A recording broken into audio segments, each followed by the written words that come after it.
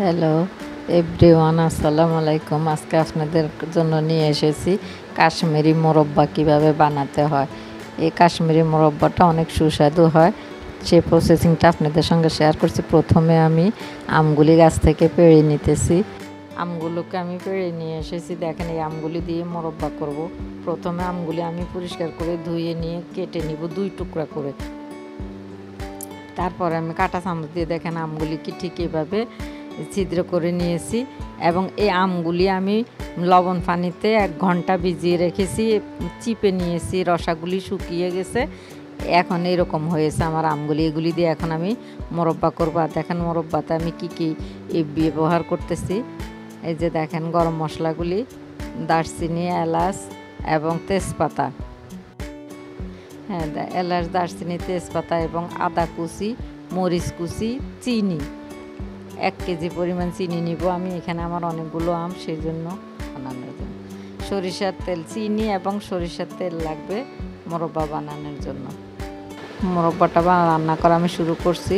চুলাতে কড়াই বসিয়ে দিলাম, এতে আমি সরিষার তেল দিব। সরিষার তেল দিয়ে তারপর আমগুলি আমি এতে হালকা একটা ভাজা দিয়ে নিব। এখন আমার আমগুলি ভাজা হয়ে গিয়েছে। আমগুলি ভাজা হয়ে গেছে দেখেন।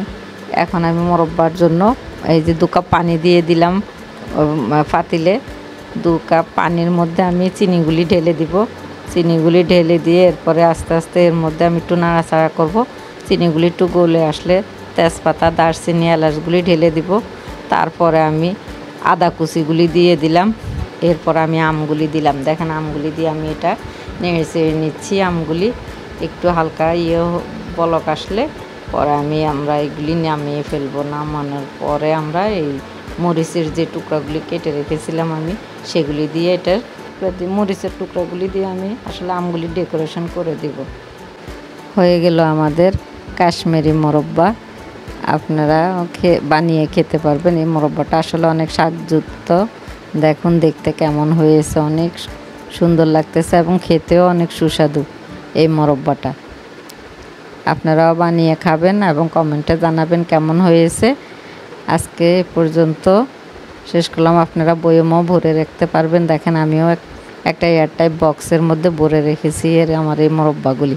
এগুলো অনেক দিন থাকবে, এভাবে নষ্ট হবে না। আজকে পর্যন্ত। খোদা হাফেজ। সবাই লাইক, শেয়ার এবং কমেন্ট করবেন।